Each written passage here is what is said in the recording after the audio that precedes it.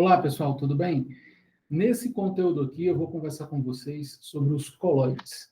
Tá? Os coloides, eles vão se encaixar num determinado tipo de solução e vamos lá, vamos ver como é que funcionam os coloides. Eu vou compartilhar aqui com vocês uma apresentação que eu fiz. Vamos falar sobre as classificações, os tipos, né, alguns exemplos e dois efeitos que caracterizam muito os coloides, que é o efeito Tyndall e o movimento browniano.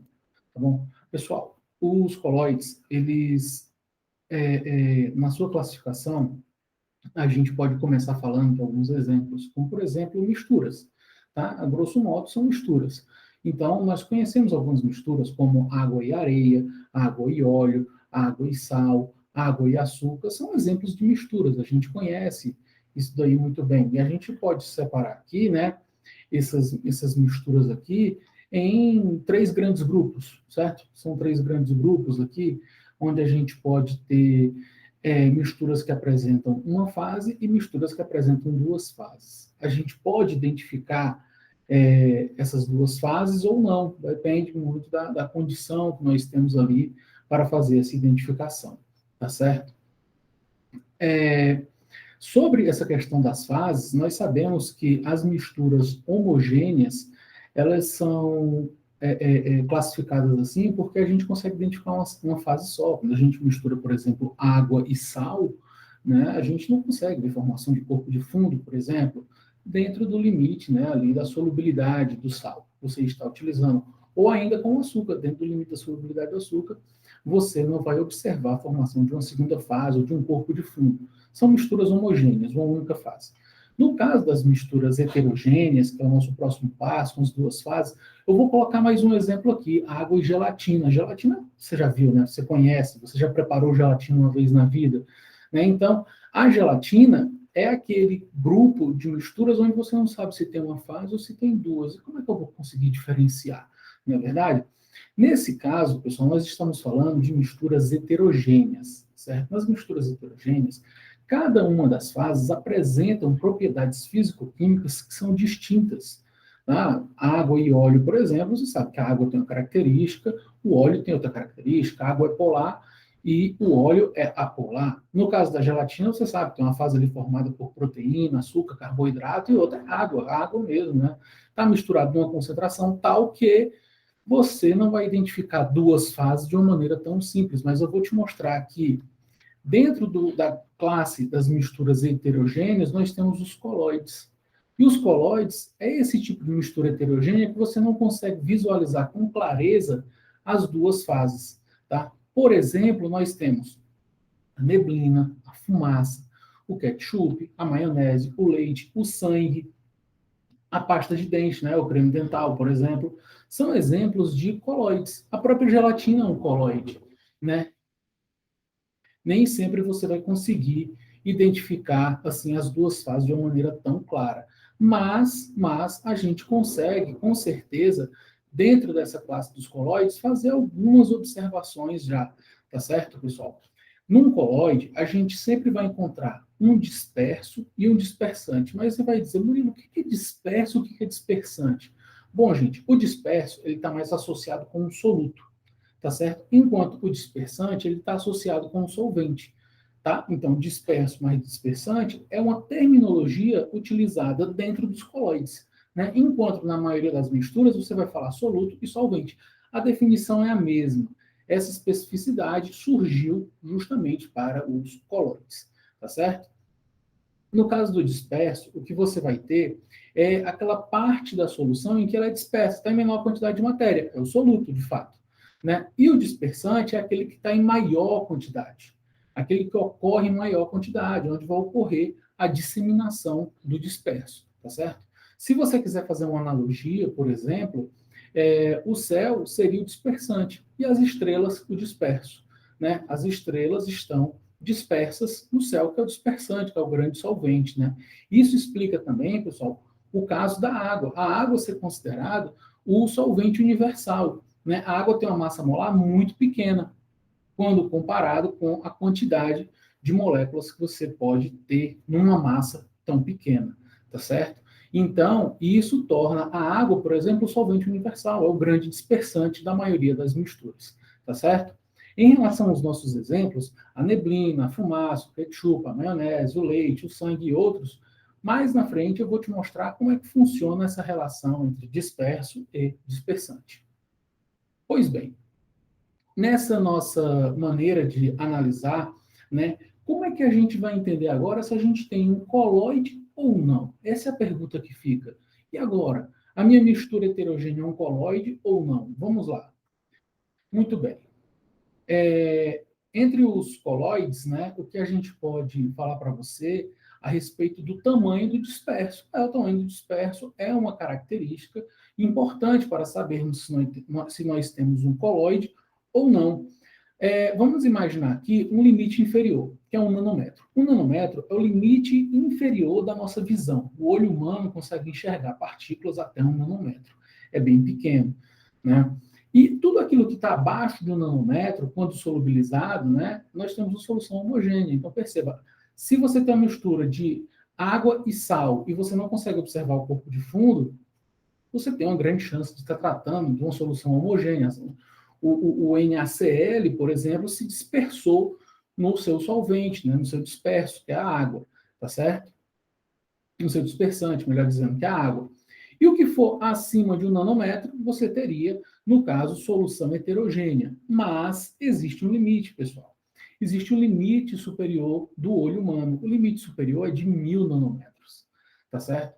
Acima de 1.000 nanômetros, claramente você tem uma solução heterogênea com duas fases. Você consegue ver as duas fases, inclusive. É o caso da água e óleo, por exemplo, água e areia.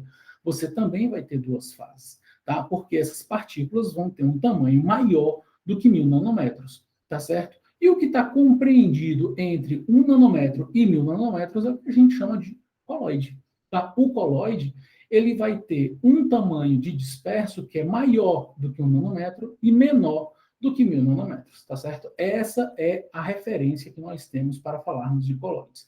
Então, os coloides são, de fato, uma solução heterogênea. No entanto, com uma peculiaridade, o tamanho do disperso varia de 1 nanômetro até 1.000 nanômetros, tá certo? Em relação aos métodos de separação, para você identificar um colóide, poder separar um colóide, existem vários colóides que têm aplicação industrial, tá certo? Nós temos os métodos de ultrafiltração. Perceba que eu preciso de um processo de filtração onde eu tenha um filtro com uma capacidade de reter partículas dessa dimensão aí, entre 1 nanômetro e 1.000 nanômetros, depende do colóide que eu vou trabalhar. Eu vou ter a ultracentrifugação, com a centrifugação que vai girar ali, né, um motor que vai girar numa velocidade maior do que esse convencional que nós temos na bancada, tá certo? É um processo específico. E nós temos a eletroforese. A eletroforese que ela funciona a partir da separação por carga, positiva e negativa. É um processo muito, muito utilizado na purificação de proteínas, por exemplo, tá certo? Inclusive, a purificação de proteínas utiliza os 3 métodos de separação, desde a eletroforese, para identificação, a ultrafiltração, também visando purificação, e ultracentrifugação visando o isolamento. Tá certo? Muito bem, muito bem. Em relação ao efeito Tyndall e o movimento browniano, esses dois efeitos, pessoal, são efeitos em que a gente observa nos coloides, é uma exclusividade dos coloides. Nas soluções heterogêneas, classicamente heterogêneas, esse efeito não é lá tão observado, né? O efeito Tyndall, muito menos o movimento browniano. Você pode ter, mas você vai concentrar isso daí, essa observação, né, muito voltado aos coloides. No caso do efeito Tyndall, é um efeito que está associado à dispersão da luz. Numa janela, assim, né, entrando raios de sol, você já deve ter observado que algumas camadas ali, né, alguns feixes de luz têm uns pontinhos, né, daquela poeira suspensa no ar. Isso daí é uma evidência do efeito Tyndall, você sabia? Por exemplo, numa estrada com neblina, tem lá um aviso: evite o uso de farol alto. Você tem que utilizar um farol de neblina, que ele é mais baixo, exatamente para minimizar o efeito da dispersão da luz. Assim, o motorista que vem na direção contrária não vai sofrer com aquele excesso de luz na altura dos olhos, tá certo? Então, aquela neblina, ela vai promover essa dispersão da luz. Você vai observar isso também, pessoal, em soluções que têm proteínas, como no leite. Se você pegar aí mais ou menos, né, um copo com água, um copo quase cheio de água, você colocar um pouquinho de leite ali e misturar. Se você tiver um laser em casa e atravessar o laser nesse copo com um pouquinho de leite e água, você vai conseguir observar as partículas ali, né, sendo dispersas. Esse é o efeito Tyndall. Por outro lado, o movimento browniano, ele está associado, pessoal, com um movimento aleatório das moléculas, tá? O disperso vai ter esse movimento aleatório no dispersante, né? Como se a molécula estivesse ali, né, numa lombra eterna, assim, aquele negócio que não para nunca. Sempre vai existir esse movimento do disperso no dispersante, tá certo? Esse daí é o movimento browniano. E ele é um movimento que está associado com essa coisa aleatória, né, no meio fluido, né, o disperso no meio fluido, tá? Muito bem. Pessoal, é importante falar para vocês os tipos de coloides. Em relação aos tipos de coloides, vamos lá. Nós temos um coloide, o disperso e o seu dispersante. Fato, isso aí nós já absorvemos bem. Então, os coloides, eu apresento para vocês. Eles podem ser do tipo aerosol, sol, gel, emulsão ou espuma. Tá certo? Esses aí são os tipos de coloides que nós temos. Os aerosóis, geralmente, o disperso é um sólido ou um líquido, tá certo? E o dispersante vai ser um gás, como, por exemplo, no desodorante. Se você olhar num desodorante, no rótulo, na parte de trás, lá vai ter gás propelente, butano. O butano é o dispersante, é o gás. E lá dentro vai ter a fragrância, as essências, tudo que tem que ter num desodorante, né? Nanopartículas de prata, né? Tudo isso aí é o disperso. E o dispersante é o gás, né? Então você tem que seguir lá as orientações do fabricante para poder utilizar o desodorante da melhor maneira possível. No caso da maresia, também você vai ter partículas de sólido ou líquido, no caso líquido, né, disperso num gás, né? Lembre-se, uma maresia você tem o mar, no mar você tem água, sal, sais, né, vários sais, então isso daí, a maresia é formada por isso daí, né, partículas de água com íons, né, então isso daí vai provocar uma série de efeitos, né, como a corrosão, por exemplo, a maresia, né, assim como a fumaça também, são exemplos de coloides do tipo aerosol, tá certo? No caso do Sol, pessoal, nós temos um sólido, certo, disperso em um líquido, como, por exemplo, no vidro, e o plástico pigmentado. Então, todos esses plásticos pigmentados e o vidro são exemplos de Sol. Um outro exemplo de Sol, que você conhece bem, é a gelatina. A gelatina é um sólido que está disperso no líquido, né? Quando você faz a gelatina lá com água quente, na água morna, é um sólido que se dispersa num líquido, tá? O gel, por outro lado, é um líquido disperso num sólido, tá? A gelatina, por incrível que pareça, ela é um coloide reversível. O sol vai para a fase gel e o gel pode voltar para a fase sol, desde que você aqueça. Tá certo? Por isso que quando você termina de fazer a gelatina, por exemplo, você leva para a geladeira, né? Que lá essa fase gel vai prevalecer. E aí, como exemplo, você tem a gelatina, o próprio rubi. O rubi é um óxido de cromo com partículas metálicas dispersas ali, tá? Um tipo específico de gel. Você tem o próprio gel de cabelo, as pomadas e por aí vai, tá certo? As emulsões são muito interessantes, pessoal. No caso das emulsões, você tem líquidos diferentes, ou seja, com características distintas, um é polar e o outro é apolar, e isso tudo está disperso em outro líquido, como na maionese. A maionese é o exemplo de uma emulsão, assim como detergentes, surfactantes, né, tensoativos, são exemplos de emulsões, tá certo?